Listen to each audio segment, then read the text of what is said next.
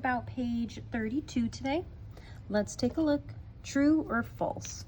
So this is not really asking us to solve 98 times 34 and then solve this other side over here. They want to know, did they take away the correct amount of groups? So when I look at this problem, I notice 34 is happening throughout this equation. So 34 is that constant, and they're using a near fact. 98 is very close to 100. So they're going to multiply by 100, and then they need to take off those two groups. So do I see, did they multiply by 100? Yes, they did. Did they subtract? Yes, they did. And was it two groups that they subtracted by? Yes, they did. So this is going to be true. Now, this next one doesn't look like they used a near fact. It looks like they're looking at doubling and halving. So you are going to check and see, did one number double? Did 46 double or half to get to 23? And then did 28 double or half to get to 56? Remember, they can't both double and they can't both half. To be equal on both sides, one factor has to double and the other factor has to half. If it did double and half, then it's true. If it did not, then it's false.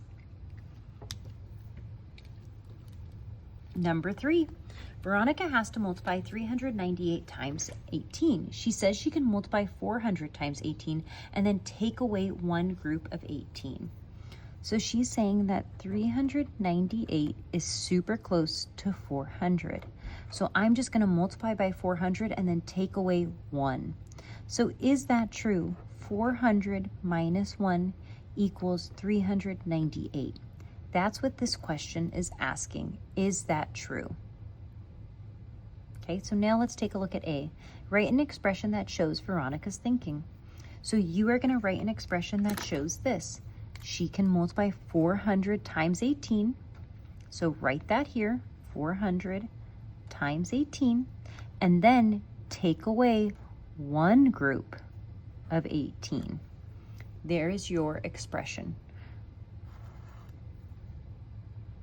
Do you agree with Veronica? So now you're going to answer that question. Is this true? 400 minus 1 equals 398.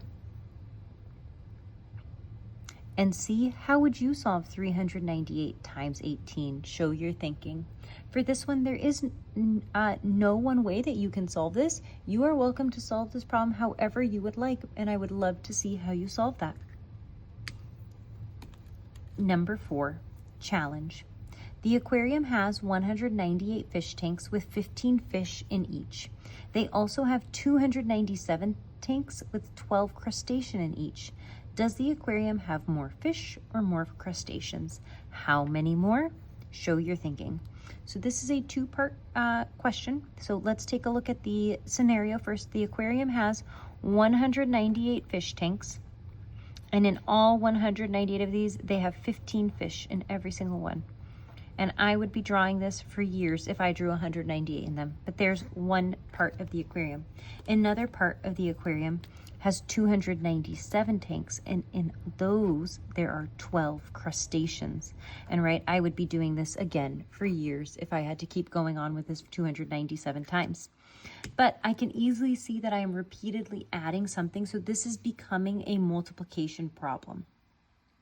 So one way that I can solve this is I can multiply 198 times 15 and then multiply 297 times 12. And that is going to tell me, does it have more fish? Once I see which answer is bigger, or do I have more crustaceans? But this problem goes one further and it says how many more. Whenever it asks how many more, it's asking you to find the difference and subtract. So once you figure out which one has more, you are then going to stack it on top of each other to subtract. Or you can use an open number line or another way to subtract. I look forward to seeing how you solved this problem.